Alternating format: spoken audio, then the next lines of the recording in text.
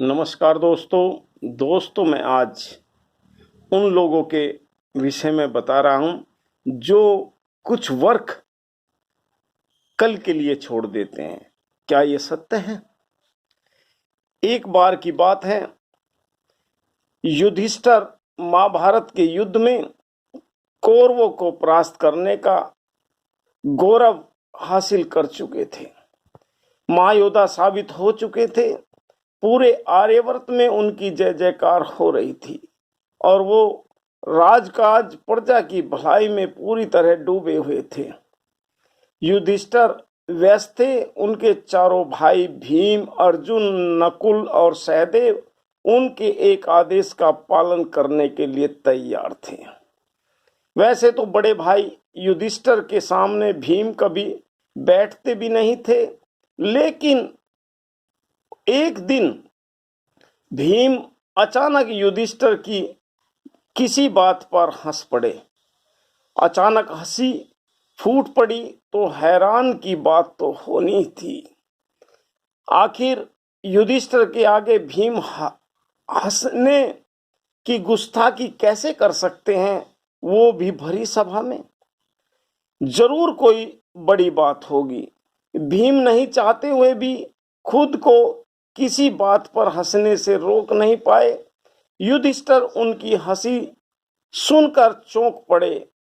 बात यह भी थी कि युधिष्ठिर धर्म के पुजारी थे। ऐसे में जब हस्तिनापुर की गद्दी उन्होंने संभाल ली और पूरा राज्य चैन की बंसी बजाने लगा, तो एक दिन ऐसा आया कि कोई एक व्यक्ति युधिष्ठिर के पास पहुंचा और अपनी व्यथा सुनाकर उनसे मदद की गुहार की।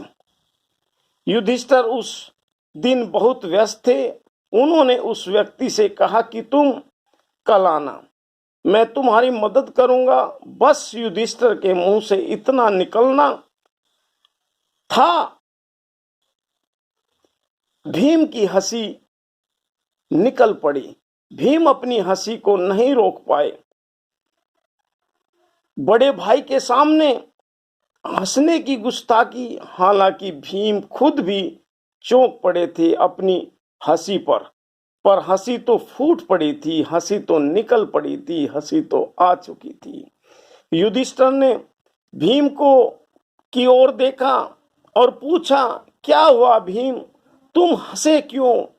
कुछ नहीं भैया, अब आप ईश्वर बन गए हैं, आपको ईश्वर बनते देख मैं हंस पड़ा।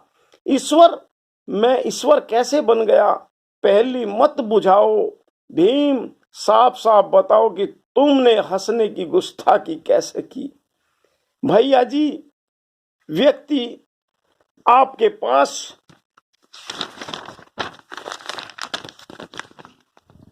मदद मांगने आया था। आप दानवीर हैं, मैंने कभी आपको किसी को खाली हाथ लौटते नहीं देखा, पर आज आपने उससे कहा कि तुम कल आना, मैं तुम्हारी मदद करूंगा, तो मेरी हंसी फूट पड़ी इस बात पर। मुझे लगा कि आप ईश्वर बन गए हैं। ईश्वर ही किसी को कल आने को कह सकते हैं।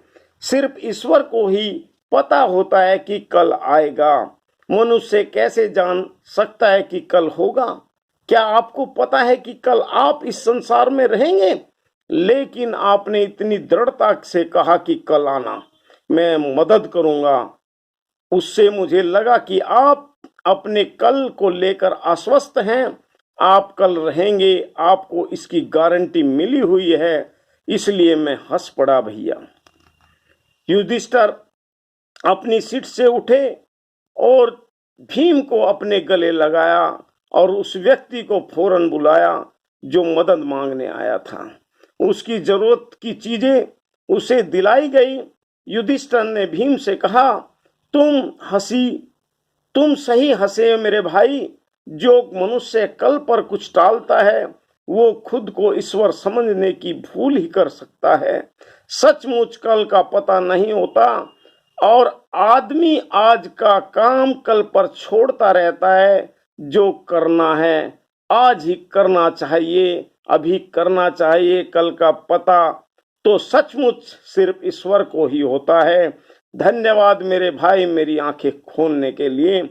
इसलिए अगर आपने कभी भी कल पर कोई बात टाली, कल पर कोई कार्य टाला, तो ऐसा मत करिए।